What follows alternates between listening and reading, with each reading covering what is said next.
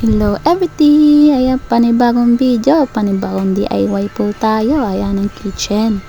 Ayan po yung before niya, before look. Tingnan mo, di ba? Gaano kadumi. Ayan. Dalawang lalaki po sila nakatira dito. Yung mama niya nasa abroad. Ayan. Sinabihan ko yung mama nila na DIY. Ayan yung final look. Tingnan yung kaibahan. Mura lang po yung mga ginamit dyan. Kasi sale ng 666. Yeah. Yan. Yung sa tababo, 44 pesos lang po bawat isa dyan. Yung wallpaper, 102. Yung sa wall bricks naman, 350 pesos na po. Di pa po ay kasali na po yung shipping fee. Yan. Murang-mura, diba? Yan. Kahit pa paano, okay na yung kanila kitchen. Yan. Dumating po yung wallpaper.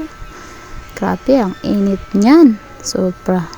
Kakabit kami niya ng tanghalin tapat. Oh my God, tagaktak talaga yung pawis day.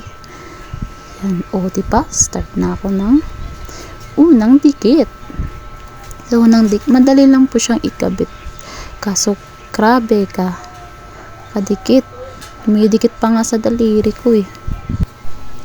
Ayan, kailangan nyo po siyang laganan ng basahan pag dumikit po. Para dikit na dikit po talaga. Diin nyo lang.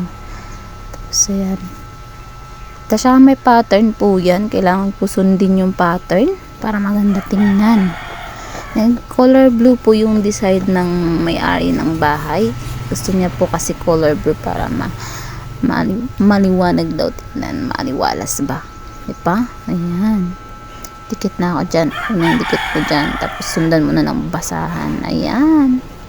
Ganyan lang po yung pagdikit. Madali lang po idikit po yan. Kahit ikaw lang mag-isa pwede po. Pero pag may kasama ka naman, pwede mong para madaling gawain, di ba? Bali, unang dikit lang po pala yung kinuha kong video. Kasi ayan, di po pantay. Yan. Sinali ko po na po yung shilling nila. Yan po yung look. And after, ching! Ayan po, ganda po, di ba? Sinali ko na rin po yung table. Ayan po yung before niya. And after, ching! Diba? Ang ganda. Para siyang marble style. Yan, murang-mura lang po yan, guys. May idea na kayong pang-design. Ayan, mangga. Tamis po yung mangga sambales. Ayan po. Thank you. Bye-bye.